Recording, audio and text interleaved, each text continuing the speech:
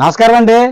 నానండి ఏరైనే మీకు చెప్పినాను కదండి, మంచి మంచి వీడియోలు చేస్తాను, మంచి వాళ్ళతో చేస్తానని చెప్పేసి అలాంటి మంచివాడి కాడికి నన్ను వచ్చినానండి.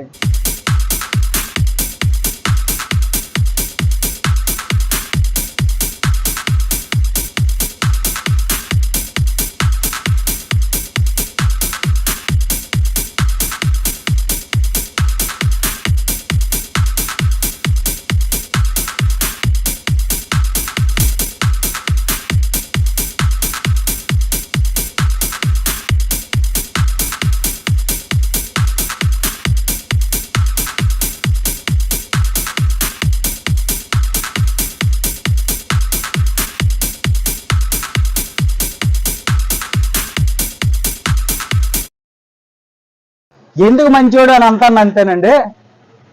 ఈ రోజుల్లోట సొంత అన్నదమ్ముడికి కూడా అన్న ₹1 ఇవ్వడానికి వెనకాడుతుందండి. అలాంటిది ఈ కుర్రోడు ఎంతో మందికి మేలు చేస్తాడండి. ఎంతో మంది రోగులకి నెలవారీ వాళ్ళ మందుల ఖర్చులకు ఇస్తాడండి. అలాగే అన్నదానం మనం గమనించినట్టయితే ఎవరైనా ఏడు చేస్తారండి, పగటిపూట చేస్తారండి. కానీ ఈ కుర్రోడు రాత్రిపూట అన్నదానాలు చేస్తారండి. ఎందుకని అలాగంటే ఆయన ఏంటి చెప్తాడో ఇందాం, ఆయన మాటల్లో నిందుమా. బాబు నమస్కారం అండి. నమస్తే సార్. అయ్యా తమరి పేరు? నీల గంగాధర్ సార్. గంగాధర్ గారు సార్, తమరు మొన్న రైల్వే స్టేషన్ కాడ రాత్రిపూట నన్ను చూసినానండి. ఈ బండి మీద తమరుండి వచ్చిపోయే వాళ్ళకి పొట్లాలు ఇస్తానండి. అన్నదానము అనుకుంటున్నాను, బిర్యానీ ఏదో మరి ఇస్తాను. అయితే తమరి గురించి తెలుసుకున్న తర్వాత నాకు ఆశ్చర్యం వేసిందండి. మీరు అన్నదానం రాత్రిపూట చేస్తాను అనేసి తెలిసిందండి. సార్ ఫస్ట్ ఆఫ్ ఆల్ గా చెప్పాలంటే మాది ఒక గ్రేట్ థాట్ చారిటబుల్ ట్రస్ట్ అని చెప్పి ఒక సంస్థ సార్ ఇది. సో ఇది ఏంటంటే ఈ యొక్క ట్రస్ట్ ముఖ్య ఉద్దేశం ఏంటంటే నైట్ టైం ఫుడ్ డొనేషన్స్ చేయాలి అని చెప్పి మా ఒక ఆలోచన సార్. ఎందుకంటే మార్నింగ్ లేచిన దగ్గర నుండి నైట్ వరకు మనం ఆకలితో ఎలాగైనా ఉండిపోగలం, ఏ వాటర్ తాగైనా ఉండిపోగలం. మనం ఒక నైట్ తినకుండా పడుకుంటేనే నిద్ర పట్టలేదు అని అనుకుంటాం సార్. అలాంటిది ఏంటంటే మనం రోడ్ సైడ్ ఏమీ లేని వాళ్ళు ఎలా ఉంటున్నారో అని ఒక చిన్న ఆలోచనతో మాకు ఈ ఆలోచన వచ్చింది సార్. ఎందుకంటే మన వర్క్స్కి వెళ్ళినప్పుడు మన జోబిలో ఒక ₹10 ఉంటే వెళ్ళేటప్పుడు ఇచ్చేస్తాం సార్. అంటే ఆఫీస్కి వెళ్తున్న టైంలో, ఎందుకంటే ఒక 10 నిమిషాలు లేట్గా వెళ్ళినా పర్లేదులే అని ధీమాతో ఉంటాం. అటు నుంచి ఆఫీస్ ఎంత బేగా అయిపోతుందా, ఎంత బేగా ఇంటికి వెళ్ళిపోతాం ఆలోచిస్తూ ఉంటారు సార్. ఆ టైంలో మనం ముందు నుంచి మన జోబిలో డబ్బులు ఉన్నా సరే ఎవరు తీసి పెట్టరు సార్. కానీ అలా సాయంత్రం టైం ఎంతో మంది ఆకలితో పడుకోవడం మేము చూసాను సార్. అది చూడడం వల్ల ఏంటంటే నేను ఒక టీం ని ఏర్పాటు చేసుకొని ఈ టీం నుంచి దగ్గర చాలా మంది మాకు అమౌంట్ కూడా డోనర్స్ కొద్ది మంది ఊర్లో వాళ్ళు అందరూ సపోర్ట్ చేసి ఇంతవరకు వచ్చాను సార్. మెయిన్ ఉద్దేశం ఏంటంటే ఈ ఆకలితో ఎవరు పడుకోకూడదు అనే కాన్సెప్ట్ తో వారానికి లేదా 15 రోజులు మంచి ఉద్దేశం బాబు. అంటే మామూలుగా మనం చూసినట్టయితే ఎక్కడైనా అన్నదానాలు గట్రా లేదంటే ఎవరికైనా ఇవ్వడం కానీ చేసినా ఎలాగంటే పగటిపూట ఇస్తుంటారు. అంటే రాత్రి ఎందుకు ఎవరంటే ఎక్కువగా మిగిలిపోతాయేమో అనే ఉద్దేశంతో, మనకి ఒకవేళ పంచడం అవ్వకపోతే మిగిలిపోతాయేమో అనే ఉద్దేశంతో కూడా ఇవ్వకపోవచ్చు. కానీ మీరు ఆలోచించిన విధానం ఏదైతే ఉన్నది చూడండి, రాత్రి ఎవరో ఆకలితోటి పడుకోకూడదు అని మంచి ఉద్దేశం బాబు. మీ తల్లిదండ్రులకు నమస్కారము. అయితే బాబు ఇక్కడ నేను ఒకటి అడగాలనుకుంటాను. చెప్పండి సార్. సామాన్యంగా మాలాగా కాళ్ళు చేతులు అన్ని బాగున్న మనుషులే ఇలాంటివి చేయటంలో చాలా వెనకబడి ఉంటారు. అవును సార్. అనకూడదు కానీ మా అన్నదమ్ముడికి నాకు ₹1 ఇవ్వాలంటే ఆలోచనతో ఉంటారు. అవును సార్. అలాంటి టైంలో తమరికి పోలియో ఉండి కూడా, చిన్నప్పటి నుంచి పోలియో కదా బాబు? అవును సార్. అవును సార్. పోలియో ఉండి కూడా 2 కాళ్ళు పనిచేయకపోయినా కూడా 10 మందికి ఈ దానం చేయాలనే గుణం మీకు ఎలాగబ్బింది బాబు? అంటే నేను ఒకటే ఆలోచించాను సార్. నాకు ఇంటర్లో చాలా అవమానాలు అనేవి జరిగాయి సార్. ఎందుకంటే ఒక ప్రాబ్లంతో ఉన్న వ్యక్తి 10th అనేది నేను మా స్కూల్ ఇక్కడ చింతలగ్రహం సార్వని విద్యాలయంలోనే చదువుకోవడం జరిగింది. 10th అనేది మా ఊరే కాబట్టి అందరూ నన్ను ఒక ఆర్డినరీ పర్సన్ చూసినట్టే చూసేవారు. నేను కూడా ఇది అసలు నాకు మీరు ఇప్పుడు అంటున్నా సరే ఈ అంగవైకల్యం అనేది నాకు అది పెద్ద మ్యాటర్ కాదు సార్. ఎందుకంటే జస్ట్ అందరిలాగే నేను కూడా అంతే. కాకపోతే ప్రతి ఒక్కరికి ఒక లోపం ఉంటది. దేవుడు నాకు బయటకు కనిపించడం మీకు కనిపించట్లేదు అంతే సార్. అంతకు మించి ఇంకేం లేదు సార్. సో ఇంటర్ లో కొన్ని ప్రాబ్లమ్స్ ఫేస్ చేసి సర్లే అని చెప్పి నేను ఇంటి దగ్గరే సెకండ్ ఇయర్. అంటే ఇంటర్ లో అంటే ఈడు కూడా చదువుతాడా, ఈడు కూడా కాలేజీలకు వస్తాడా, ఈడు కూడా ఇలా ఇచ్చేస్తారా అని చెప్పి చాలా మంది చాలా రకాలుగా మాట్లాడేవారు సార్. బట్ నా పేరెంట్స్ నన్ను అంటే నేను బాధపడాలి. ఎందుకంటే చూసుకునే వాళ్ళు ఏమైనా అంటే నేను బాధపడాలి అని చెప్పి నేను ఏ రోజు నేను ఫీల్ అవ్వలేదు. అలా అని చెప్పి నేను అక్కడితో ఆగిపోలేదు.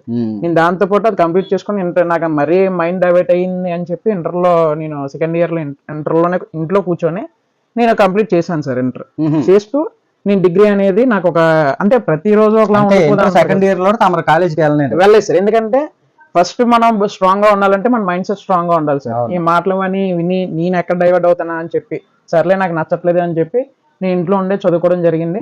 అది చదువుకున్న తర్వాత ఎక్కడ తాగకూడదు, సర్లే అందరిలాగే అందరూ ఇప్పుడు డిగ్రీ చేస్తున్నారు, సో మనం కూడా డిగ్రీలో జాయిన్ అవుదాం అని చెప్పి డిగ్రీలో జాయిన్ అవ్వడం జరిగింది. కాలేజ్కి వెళ్ళినారు? అప్పుడు నేను డైలీ కాలేజ్కి వెళ్ళాను. నాకు ఇంటర్ లో కొంతమంది ఫ్రెండ్స్ కూడా ఉన్నారు, అలాగే దీనికి మించిన ఫ్రెండ్స్ ఎవరైనా ఉన్నారంటే నా డిగ్రీలో కూడా అంత మంచి ఫ్రెండ్స్ ఉన్నారు. నేను ఇప్పుడు చేసుకునే ఒక ట్రస్ట్ కూడా వాళ్ళ సపోర్ట్ ఉంటుంది, ఉంటుంది సార్ కంపల్సరీగా.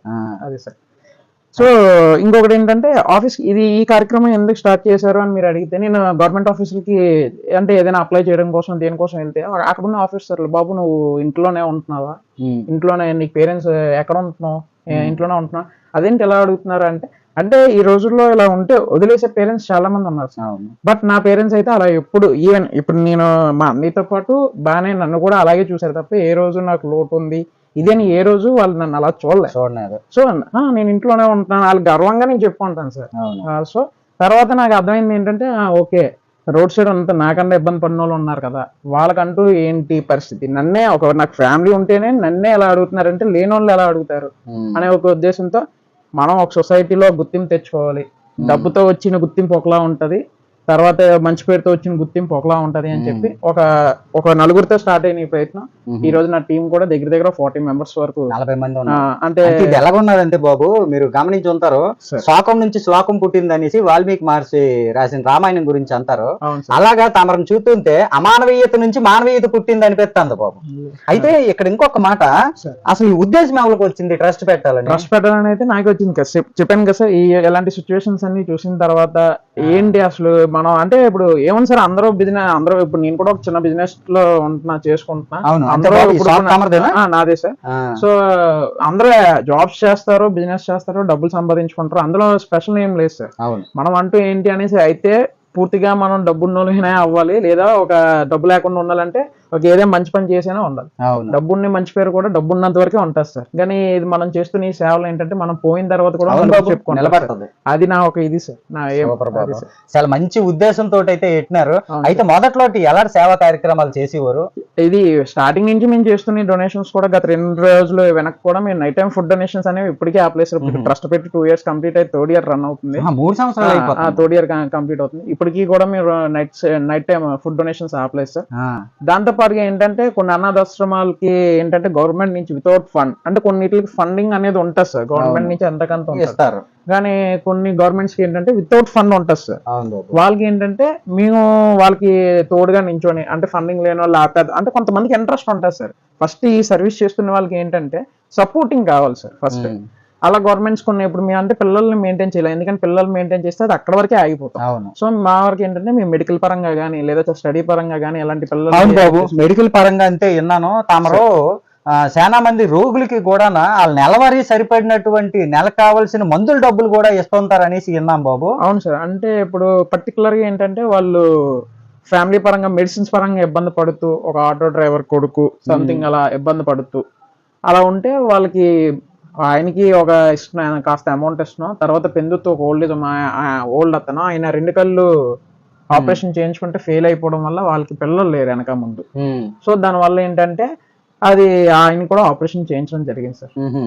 అయితే ఈ నెలవారీ మందులు ఇవ్వడం అనే ఆలోచన ఎలా వచ్చింది? మందులు అంటే మేము మందులు వాటికి అమౌంట్ పరంగా ఇస్తున్నాం సార్, డబ్బులు ఇస్తున్నాం సార్. అమౌంట్ అనేది వాళ్ళే తెచ్చుకుంటారు, మందులు అనేది వాళ్ళే తెచ్చుకుంటారు. మీరు మాత్రం నెల నెల డబ్బులు ఇస్తున్నాం, మేము వెళ్ళి పట్టుకుని వెళ్ళి ఇస్తాం సార్. ఇస్తాం సార్.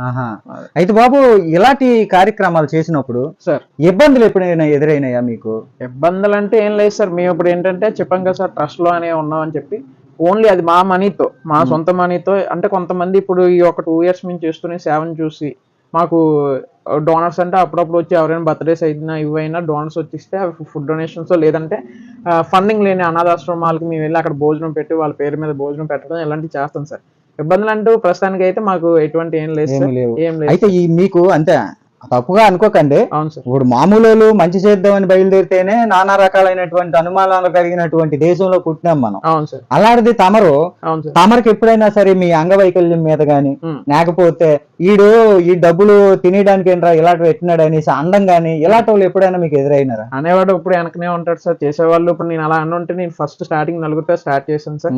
ఈ రోజుకి నా వెనకతల 50 మంది ఉన్నారు సార్. తినేవాడు అయితే నా వెనకతల అంతమంది రాదు. శాబాష్ బాబు, అదే సార్. మంచి మాట, మంచి ఉద్దేశం కూడా మీది. అదే సార్. అయితే ఈ విషయంలో మీ అమ్మ నాయన ప్రోత్సాహం ఎలాగ ఉన్నారు? వాళ్ళు సపోర్ట్ చేశారు సార్. వాళ్ళు సపోర్ట్ లేకున్నప్పుడు కొంతమంది పేరెంట్స్ ఎలా ఉంటారంటే ఎందుకులే మనం బిజినెస్ ఏదో చేసుకుంటున్నాం కదా, చేసుకో అంతవరకే అని అంటారు సార్. బట్ వాళ్ళైతే ఏ రోజు అబ్జెక్షన్ చేయలేదు సార్. చెయ్యి ఏదో చేస్తున్నాం. వాళ్ళు కూడా నేను ఒకటే చెప్పా, ఏం చేసినా సరే మీకు పేరు తెచ్చేలాగా ఉంటది కానీ పేరు పోగొట్టుకు ఉండేలాగా అయితే ఉండదని చెప్పి చెప్పడం జరిగింది.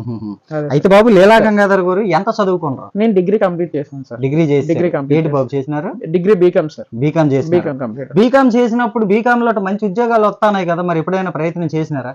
అంటే ఈ రోజుల్లో జాబ్స్ అంటే సార్ ఇప్పుడు కాలేజ్ అంటే ఆడుకునే టైం కాబట్టి ఇప్పుడు ఒక 5 ఫ్లోర్ లో ఉన్న ఫ్రెండ్స్ నన్ను సపోర్ట్ ఇచ్చి ఒక చేయి పట్టుకున్నా, ఒక చేతితో పట్టుకుని నేను స్టెప్స్ ఎక్కేవాను సార్.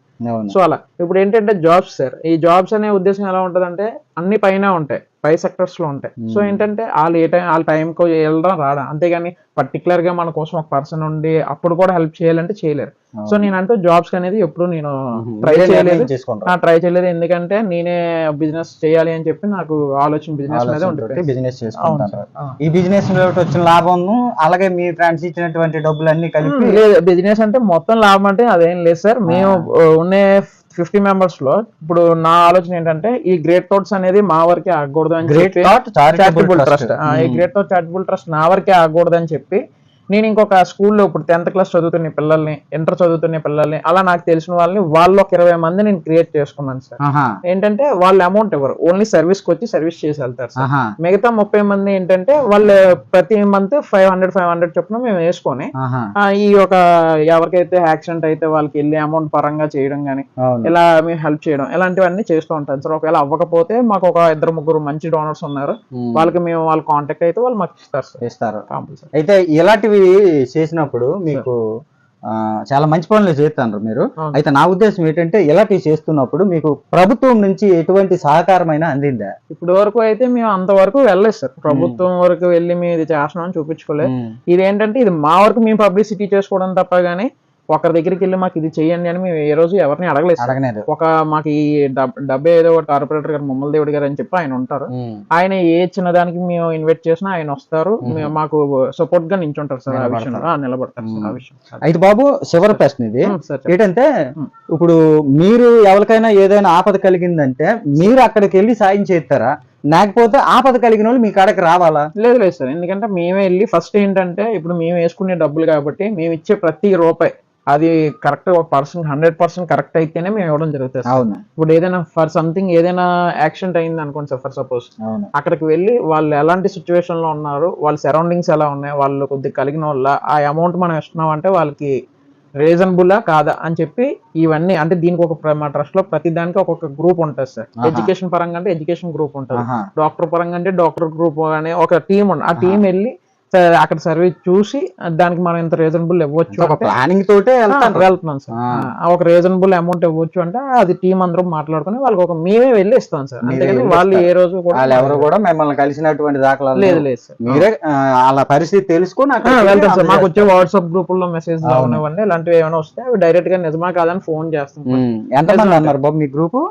ఇప్పుడైతే సర్వీస్ బ్యాచ్ అది పిల్లలు చెప్పాను కదా సార్, ఆ పిల్లలతో పాటు కలిపితే 50 మంది ఉన్నారు సార్. 50 మంది ఉన్నారు నిత్యం ఇప్పటికీ కూడా అదే చేసుకుంటూ వెళ్తున్నారు. అయితే మీ ట్రస్ట్ కి ఎప్పుడైనా అంటే రాబోయే కాలంలో ఏమైనా పెంచే ఉద్దేశం గానీ ఒక రిజిస్ట్రేషన్ ఏర్పాటు చేసి? Already registered sir. స్టార్టింగ్ పెట్టినంటే రిజిస్టర్డ్ సార్. ఎందుకంటే ఈ రోజుల్లో మంచి చేస్తేనే ఎవరైనా వచ్చి మనం మాట్లాడతారు, మనం ఏం చేయకపోతే. సో ఏంటంటే ఫస్ట్ పెట్టినంటే ఎవరి దగ్గర మనం మాట్లాడకూడదని చెప్పి దాని రిజిస్ట్రేషన్ అప్లై చేయించాను. అయితే బాబు తమరు మంచి ప్లానింగ్ తోటే మంచి ఉద్దేశంతో వెళ్తాను. అయితే మీకు ఏంటంటే మీకు ఇంటర్ లో కలిగినటువంటి మానసిక కష్టం అనుకోవాలి అది. అవును సార్. ఆ కష్టానికి మీరు ఇబ్బంది పడి ఎలాగైనా అంతే నానే ఈ స్థితిలో ఉన్నాను కదా, అవును సార్, మరి ఇంకా నిరుపేదల లాంటి వాళ్ళకి ఈ స్థితి ఉంటే ఎలాగుంటుంది అనే ఉద్దేశంతో పెట్టినారు. అంతే సార్. ఇప్పుడు నాకంటే నా ఫ్యామిలీ సపోర్ట్ ఉంది సార్. మిగతా వాళ్ళు ఇలా ఉన్న వాళ్ళు ఏమనుకుంటారంటే ఎందుకులే మనం ఇది ఎందుకులే అని చెప్పి ఆపిస్తూ ఎందుకు ఎక్కడో బేబీని పడియడం మనం చాలా చూస్తున్నాం సార్. సో అలాంటి కాకుండా నా పేరెంట్స్ అంటే నాకు సపోర్ట్ చేశారు. సపోర్ట్ చేయడం మన చేయలేని వాళ్ళ పరిస్థితి ఏంటి, వాళ్ళు ఎలాంటివి ఎలా కొంతమంది ఇప్పుడు నేను ఏంటంటే నేను స్ట్రాంగ్ సార్, ఎందుకంటే నేను ఒకటే అనుకున్నా నా ప్రాబ్లం గురించి నా పేరెంట్స్ అంటే నేను బాధపడతా, ఎందుకంటే నేనేంటో వాళ్ళకి తెలుసు కాబట్టి. నా గురించి తెలియని వాళ్ళ కోసం నేను బాధపడను సార్, వదిలేస్తాను నేను. నా ఐడియా. అబ్బా గంగాధర్ గారు నిజంగా ధన్యవాదాలండి. Thank you. అయ్యా చూసినారు కదండి, మంచి మనిషితో ఇంటర్వ్యూ చేస్తాను అన్నాను, ఇప్పుడు మీ కళ్ళ ఎదుటిగాన మంచి మనిషి కనబడుతున్నాడు అని ఏదండి. ఇలాంటి మంచి మనుషులు ఇంకా దేశం మీద చాలా మంది ఉన్నారండి. మా విశాఖపట్నంలో బోల్డ్ మంది ఉన్నారండి. వాళ్ళందరినీ కూడా పరిచయం చేస్తానండి. ఈయన లీలా గంగాధర్ గారు బీకాం చదువుకున్నారు, అయితే ఉద్యోగం చేయడానికి తనకుండి ఇబ్బందులు ఏంటి తనే తెలుసుకొని అతనే తెలుసుకొని సొంతంగా వ్యాపారం పెట్టుకోండి. చిన్న సిమెంట్ షాప్ నాటిది పెట్టుకోండ్రు. ఆ సిమెంట్ షాప్ తోటి ఆయన జీవనం గడుపుతూ తనలాగా ఆలోచించినటువంటి ఫ్రెండ్స్ ఒక 40 మందిని తీసుకొని వాళ్ళందరూ కలిపి గ్రేట్ థాట్ చారిటబుల్ ట్రస్ట్ అని చెప్పేసి ఒక ట్రస్ట్ పెట్టుకొని ఆ ట్రస్ట్ ద్వారా ఎంతమందికి సేవలు అందిస్తారంటే మహానుభావుడు కదండి. మరి ఇలాంటి మహానుభావులు అందరినీ మీకు ఖచ్చితంగా చూపిస్తానండి. చూస్తూ ఉండండి, మర్చిపోకండి. విలేజ్ వేరయ్య ఛానల్ నుంచి మీకు అన్ని మంచి వార్తలే వస్తాయండి. ఉంటానండి బాబు. నమస్కారం బాబు. Thank you.